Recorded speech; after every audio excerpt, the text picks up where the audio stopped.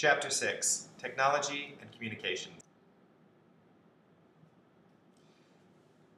Technology and communications, when you're studying abroad or spending time overseas, is really important, particularly in this day and time.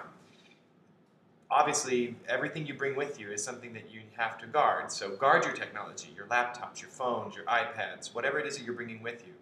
You need to think about it is something you do have to worry about and take care of. Make sure before you go, you know the voltage of the host country. Obviously, not everyone uses the same voltage.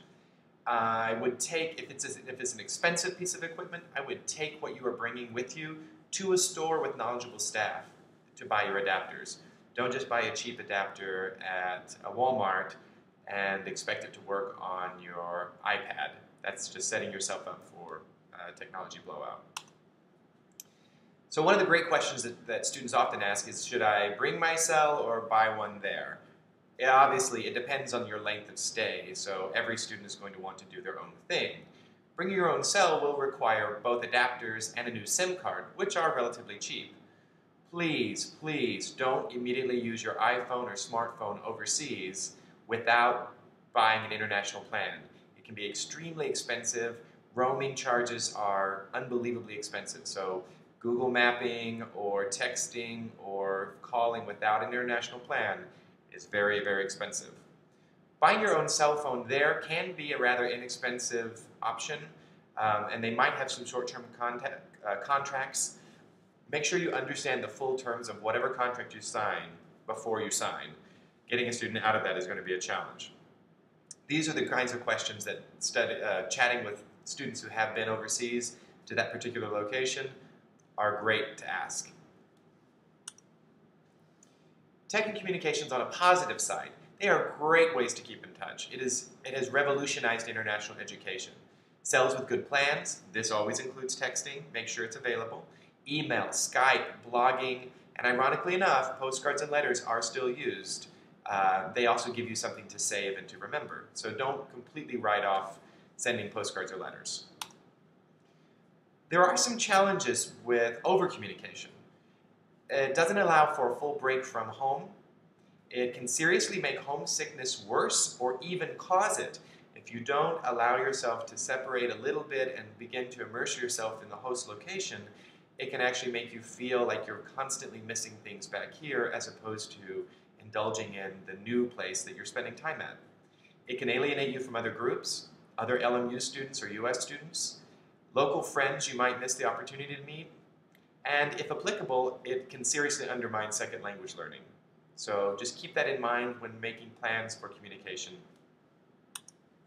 Some best practices that we've found over the years is agree with family, friends, and loved ones on how much and through what ways you're going to keep in touch before you leave, and stick to it.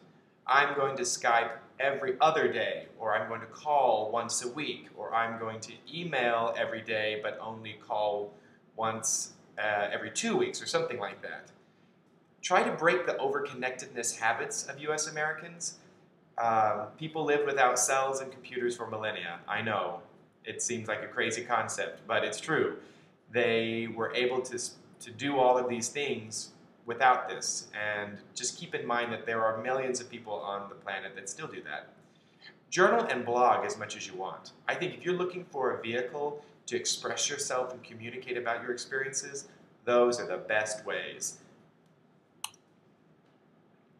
Also, that being said, treat yourself sometimes. If you feel like you are needing to connect and needing to communicate and needing to spend some time in kind of a US American context, get lost in a conversation with a loved one. Go to a very stereotypical US American movie and just kind of get lost in it for the moment. Have an English language US food dinner from time to time, not all the time, but try to make tacos when you are in Germany or something like that. It can be a challenge, but a lot of fun.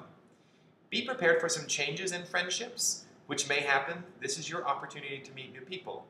If you've got friends back in the US and you're spending time overseas, they may begin to see changes in you that they're not experiencing because you're doing something radically different. One thing I would like to say, if you have concerns about your program, whatever your program dynamics are, please tell us or the faculty involved in that program. We can only solve problems we know about. That's really, really important.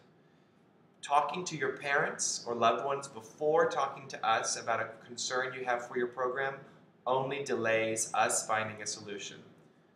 So we want to hear directly from you. We need to hear directly from you. We want all of our programming to be excellent, and we will solve everything that we possibly can. So rest assured that we want to solve a concern if there is one. Remember how your parents may interpret your comments. This is something that is important to know, that if you're just talking to your parents and kind of complaining about the day, sometimes they take that as, oh, there's a concern and I need to call the study abroad office. You may not have even intended for that to happen, but that can happen. So keep that in mind when communicating with loved ones. Ultimately, when it comes to kind of communication, technology, and this experience, LMU, US Law, and the Study Abroad Office view you as adults. And we both expect adult behavior and anticipate it. Taking ownership of this program, no matter how short or how long, is very important. This is a great moment of growth, and we look forward to experiencing it with you. So keep in touch. Enjoy your travels.